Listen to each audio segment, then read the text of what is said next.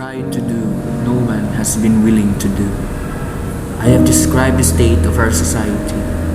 I have unmasked the hypocrisy which, under the cloak of religion, came among us to impoverish us. I have unveiled what lay hidden behind the deceptive and brilliant words of our government.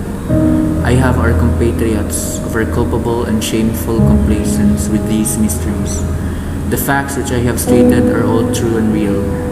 I can give proof to them.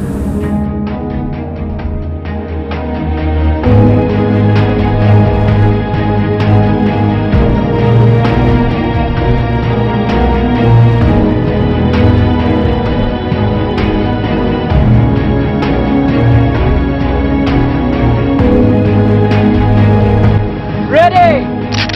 Hey! Fire!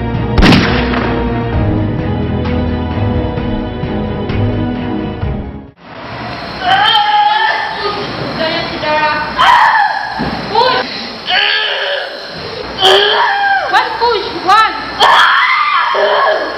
Push.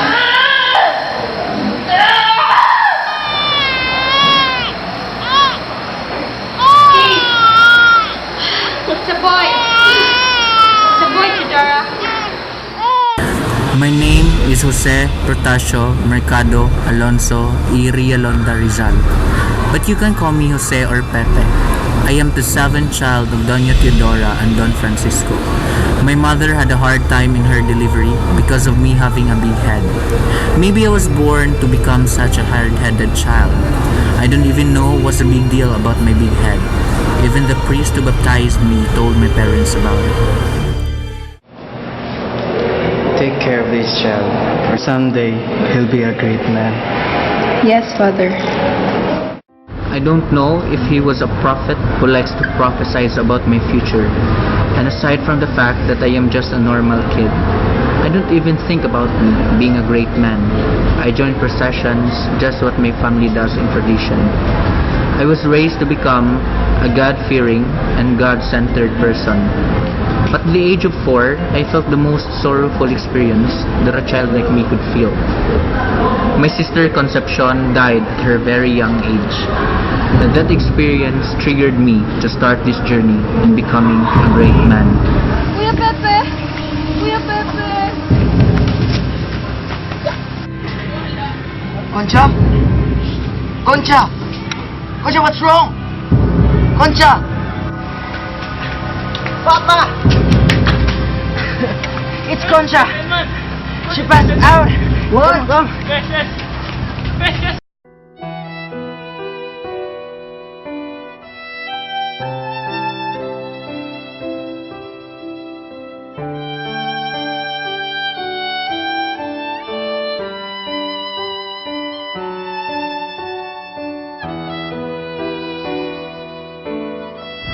Concha died when I was just 4 years old. That was my first sorrow. I loved my little sister, and I always will. That sorrow didn't stop my potential, but instead, it turned me into a better person, willing to grow from my experience. In fact, I already loved literature when I was just little.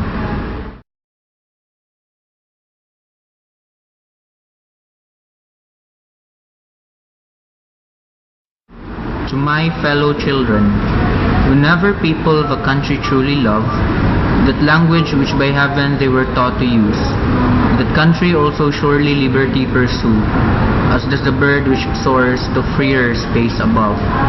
For language is a final judge and referee upon the people in the land where it holds sway. In truth, our human race resembles in this way the other living beings born in liberty. Whoever knows not how to love his native tongue is worse than any beast or evil-smelling fish. To make our language richer ought to be our wish, the same as any mother loves to feed her young. Tagalog and the Latin language are the same, and English and Castilian and the angel's tongue, and God, whose watchful care over all is flung, has given us blessing in the speech we claim. Our mother tongue, like all the highest that we know, had alphabet and letters of its very own. but these were lost by furious waves were overthrown, like bangkas in the stormy sea long years ago. Many have asked, where did I get my talents? I was thinking of that also. Is it from my genes, from the people around me, or from God? Maybe all of these. But all that I can think is that I'm unfortunate to have these kinds of talents. Speaking of talents, meet my 3 talented tios who always inspire me to become a better kid. Tio Jose Alberto, he studied in a British school in Calcutta for 11 years. Inspired me to develop my artistic talents like painting and sculpturing. Tio Manuel, on the other hand, is my husky and athletic tio who encouraged me to do horse riding, walking, and wrestling. Lastly, Tio Gregorio. He is a book lover and he was the one who intensified my voracious reading of good books. Grateful I am to have my tios behind my back.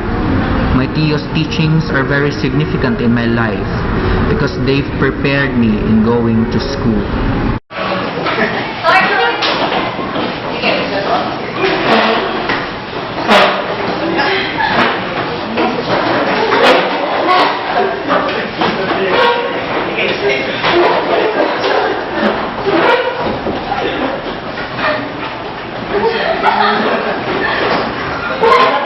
Silencio!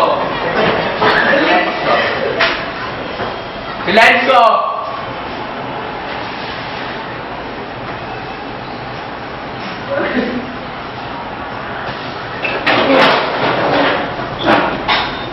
In nomine Patri et Filii Spiritus Sancti, omnes honor et gloria saeculo saeculorum. Amen. In nomine Patri et Filii Spiritus Sancti. You may now take your seat. Today you have a new classmate. His name is Jose Mercado. Jose Mercado, please stand. Do you know Spanish? A little, sir. Do you know Latin? A little, sir. Poor kid. Silencio! Silencio! Silencio! Okay, Jose, you may take your seat. Be kind to Jose. ¿Entiendes? Sí.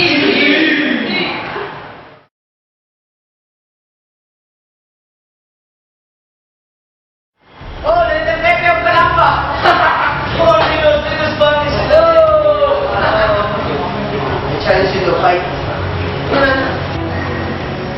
Wanna fight? Yes.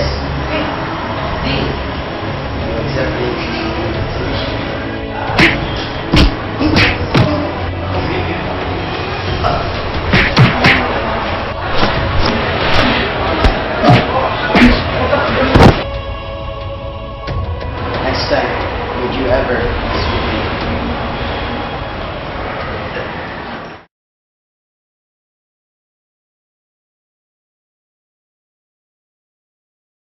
I experienced fights in Binyan.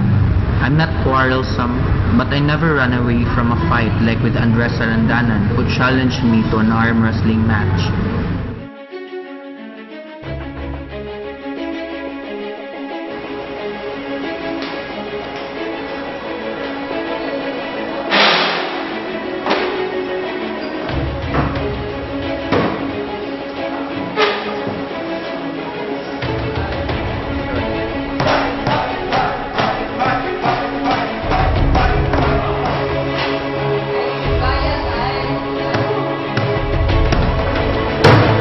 You're good, but I'm better.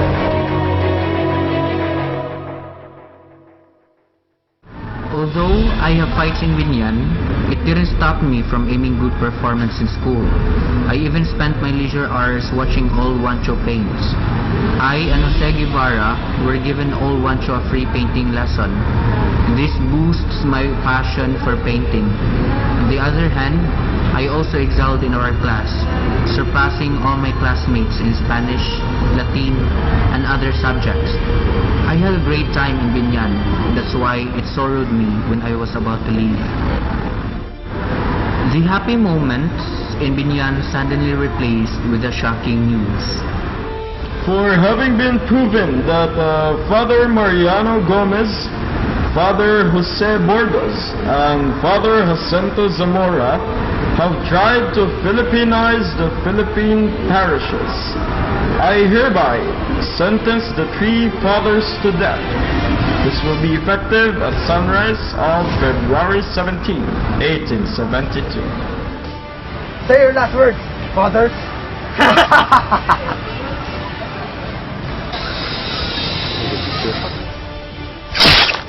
The day that Gomborza was persecuted awakens me to seek for justice.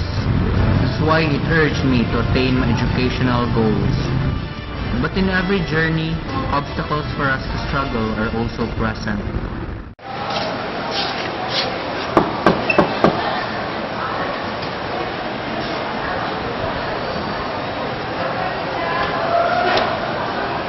Good morning, sir. Come in.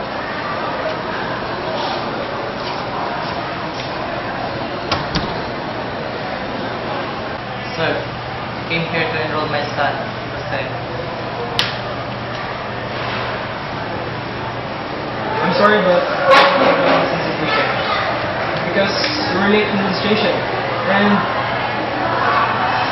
look at you. You're short and sickly.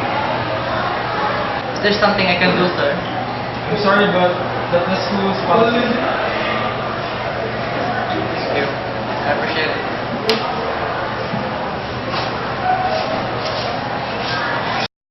I really wanted to continue my studies here in Ateneo, but it seems like Father Mahin would be the barrier of that dream. I believe that if this is for me, then it's for me. Luckily, I was accepted, thanks for the help of Ceres Burgos. He will be a big part of my success. Ateneo will be my first ground in achieving my goals. The school will test me, my limits, and who I really am.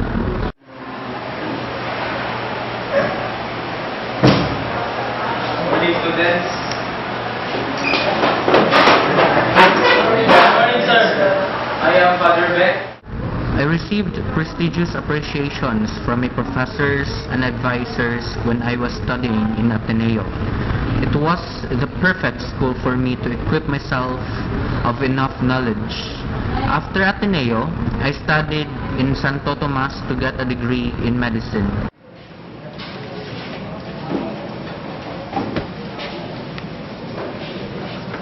Jose, what are you doing? It's almost closing time.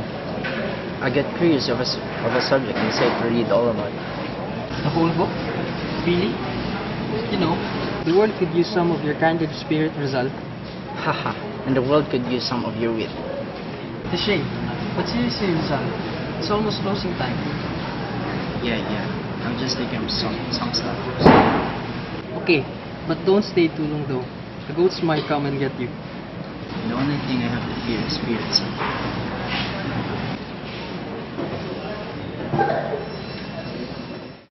I was bullied in that school. There were no proper instructional materials offered. The friars are biased to Spaniards. They always degrade the Indios. 3 years in that school is more like a lifetime of hell. Students like me doesn't treat me the way a human should be. Things were getting worse each day I lived this life. Not until I found her.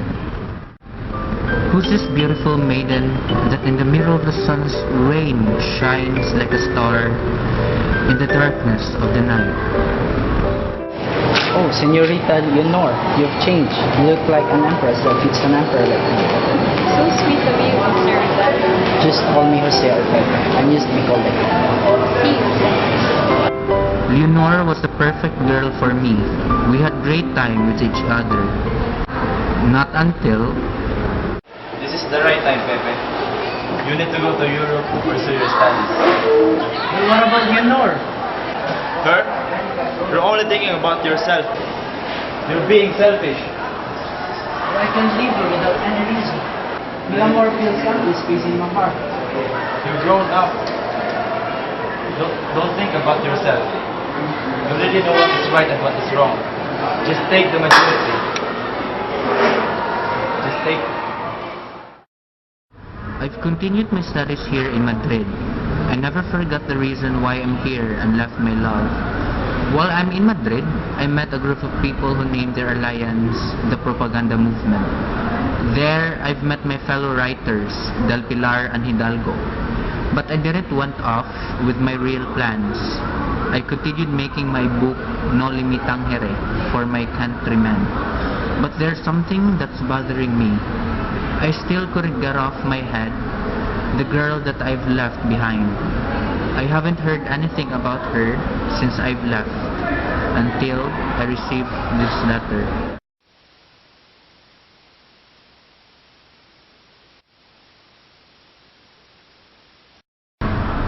To my unforgettable and dearest lover, I've loved you from the day we've met until eternity.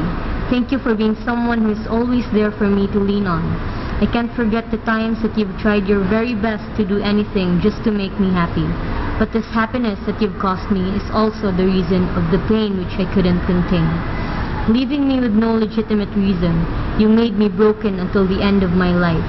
By the way, my parents arranged me to an Englishman for marriage to keep the eyes of the friars away from me. This may be against my will, but for you, my love, I'll do anything and even everything.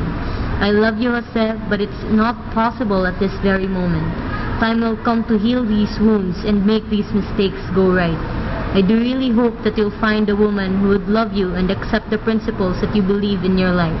I hope that you're happy now and that your plans are going right.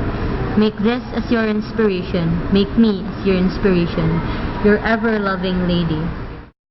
After hearing those words, I shed so much tears. But those weren't enough to bring back my Leonora. These sacrifices must be worth it. I've moved to Paris to continue my book and divert my mind in thinking about Leonor. After 3 long years in making this piece of mine, I've come up to Berlin, Germany to publish this novel. But it seems like they're still blocking the way of our freedom. I had a problem for the funding of my book's publishing. I lost hope. It came to that point that I almost burned my novel.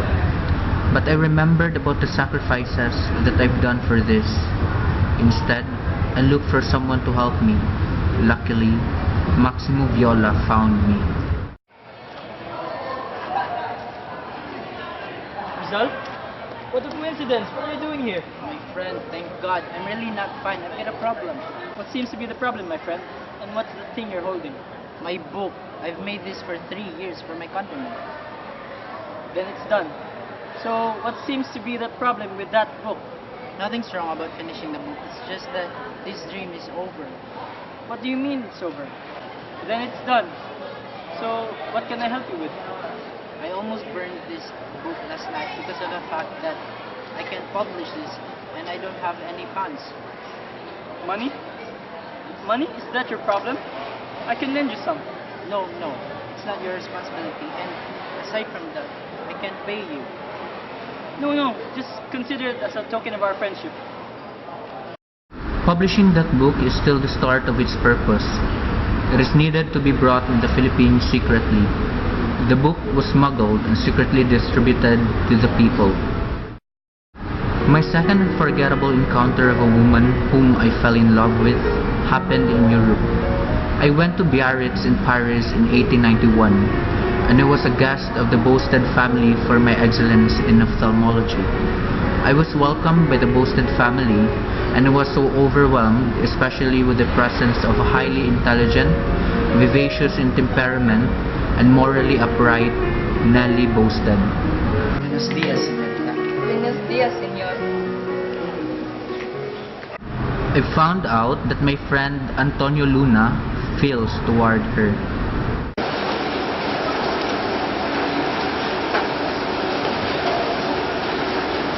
Nelly, I have to tell you something. What is it? I like you, Nelly. You're the reason why I go to your house every day. Nelly, will you be mine? My heart is confused. Only time can answer. How long? If you truly love me, you can wait, Antonio. Antonio Luna went home frustrated. I fell in love with Nelly. She's a perfect girl for me, and I thought that no one will break us apart. We spent time discussing about our interests, and we enjoy each other's company.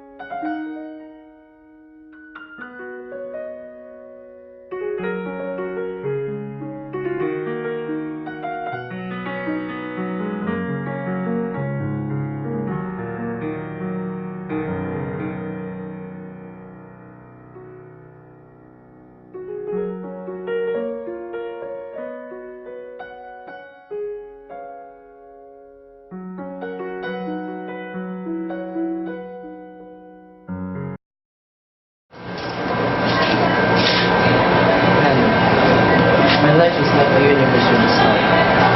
You're the star of my life. And every time I look at the star, it always reminds me of how beautiful the universe with a star. Nelly, will you marry me and make me the happiest man in the universe? Can you risk everything for me? Everything, Nelly.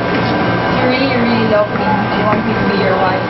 You need to surrender your Catholic faith and spouse for this Islam. But Nelly, you know how much I love you, but my family and I were born with Roman Catholic faith, and I must die without faith.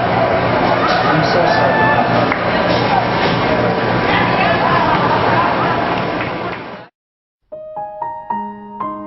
Unfortunately, our relationship did not end in marriage. Though one of the reason is that Nelly's mother doesn't like me to be her son-in-law for being a physician without paying clients, a reformer outside his own country. When I left Biarritz, she sent a letter of farewell for me. Now that you're leaving, I wish a happy trip and may you triumph in your undertaking. Above all, may the Lord look down on you with favor and guide your way, giving you much blessing. May you learn to enjoy. My remembrance will accompany you as also my prayers. My fight against the Spaniards grew big. I was exiled in Dapitan. But during my exile, it didn't stop me in helping my co-Filipinos. I built a little school, improved the irrigation in Dapitan, and I treated those who are sick. On the last days of February 1895, my third affair with an extraordinary girl then begins. I know the name of the girl that has the beauty of a princess standing in front of me. I am Josephine Bracken.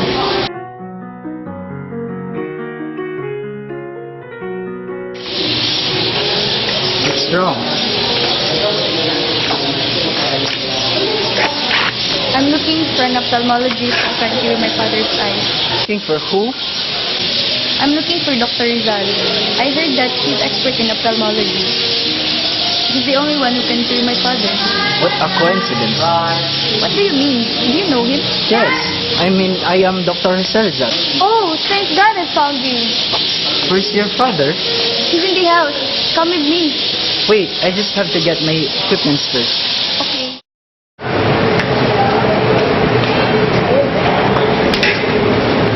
Never each other. What's your sorry for? It's incurable. It can't be treated.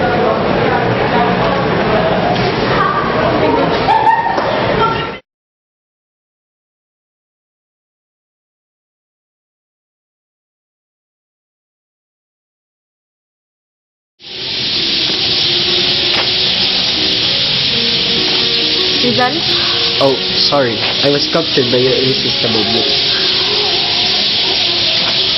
I can't help it. I can't get you off of my mind. What do you mean? I get to let this out. What? I love you, Justin. Will you be part of my life? Is it a yes?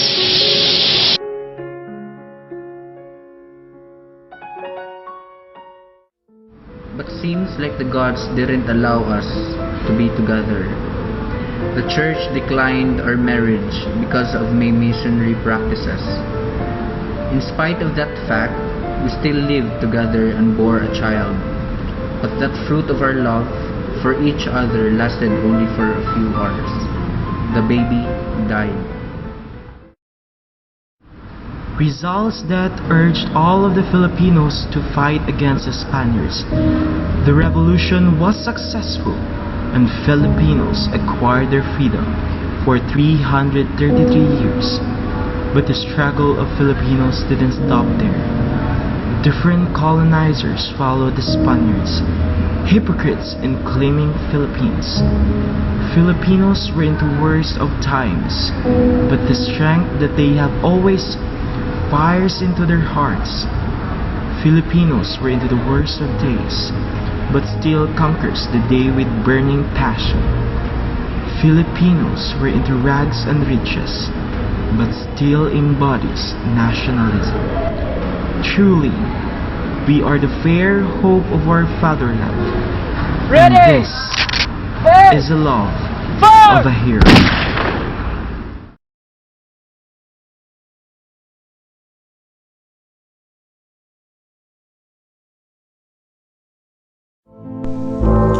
Jose Protasio Rizal Mercado y Alonso Rialonda, or simply known as Dr. Jose Rizal, is the national hero of the Philippines.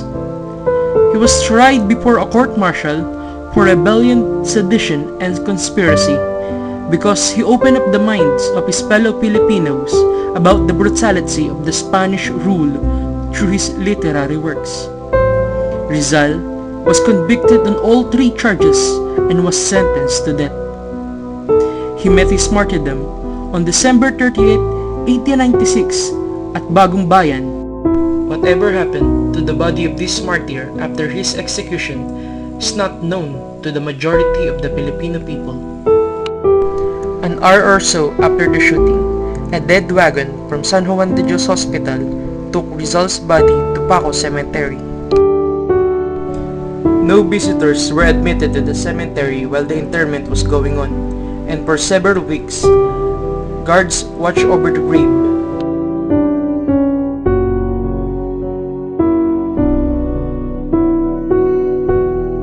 The family of Dr. Rizal requested his body, but their requests were turned down. Rizal's vigilant sister, Narcisa, went to all the cemeteries of Manila looking for the remains of Rizal in vain. On the way back, she saw, through the open gate of the Paco Cemetery, some Guardia Civil. This gave her a hint. She entered the cemetery and, after much searching, found a freshly dug-in grave covered with earth. She went to the sexton and persuaded him to mark the grave with a small marble slab she carried. The marble slab, designed by family friend Doroteo Ongcuanco, was inscribed with 3 letters, R.P.J. Jose Rizal's initial in reverse. The family feared that a more explicit tombstone might prompt the authorities to remove the body and hide it elsewhere, to prevent any public veneration of Rizal's grave. It is said that a guard was placed at the Paco Cemetery to discourage snoopers. When Spain had fallen in the Philippines, American troops took over Manila on August 13, 1898. 4 days later, on August 17, Narcisa, accompanied by her daughter Angelica, sculptor Romualdo Teodoro de Jesus, Higinio Francisco, and Doroteo Ongcuanco went to Paco Cemetery and had the grave dug up. The body was found to have been buried directly into the earth without a coffin. Nevertheless, the clothes were still recognizable, though whatever Jose Rizal had hidden in his shoes had long rotted away. A vertebra showing a bullet wound was kept in a glass silver cup in Narcissa's house. The remains were taken to Narcissa's house, where Higino Francisco and Romualdo Chodoro de Jesus themselves reverently washed the bones. They were later placed in an ivory urn carved by de Jesus.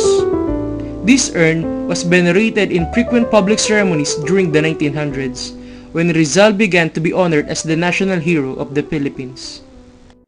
In 1912, the foundations were laid for a monument at the Luneta that would also serve as the final tomb for the hero's mortal remains.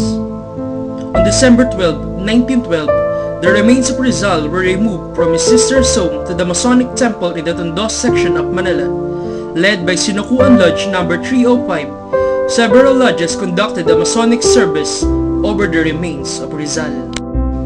The next morning, December 29, 1912, the urn containing the remains was borne in a solemn procession from the family's house to the Ayuntamiento. The Freemasons in full regalia marched in procession to his sister's home, where Rizal's remains were turned over to the government representatives. The remains were taken to the Legislative Building, where government officials also held funeral services before final interment at the Luneta. The Knights of Rizal and other followers stood vigil over Rizal's remains before their transfer to the Luneta Monument.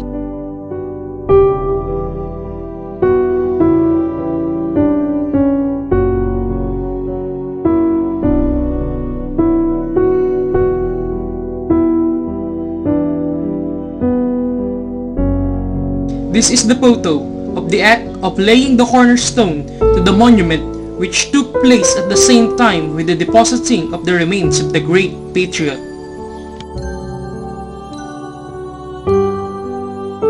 This is the photo of the transfer of the bones of Rizal to the urn, which will be buried at the base of the monument to be built in his honor.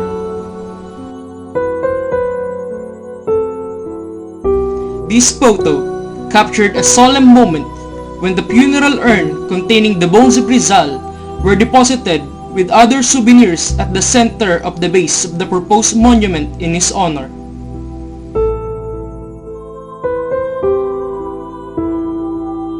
I dedicate this clip to the present and future generation of Filipino youth in hope that they would live not for themselves but for the greatness of their country. For blood and honor, hail.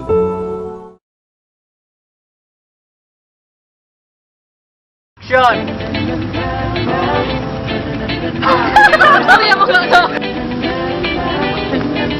Sige! Teka lang. Ingat pa. Ingat pa rin. Bigandang dalaga, pero di sadali at aking nakikita. Kabilis kakatumalis sa bigla kong naiwanan. Tuwing umagay nakita, bago mo sa eskwela, lahat kanya'y napapalinga. Bago bubuhay na, aking nalalapitan, mismo sa mga pangalan. Ikaw na, pwede bang magpapilala? Larawan mong mag-ala, hindi na magala. Sa isip ko na, pwede bang magpapilala? Gandang aking nakita, sadyang nakakahalina.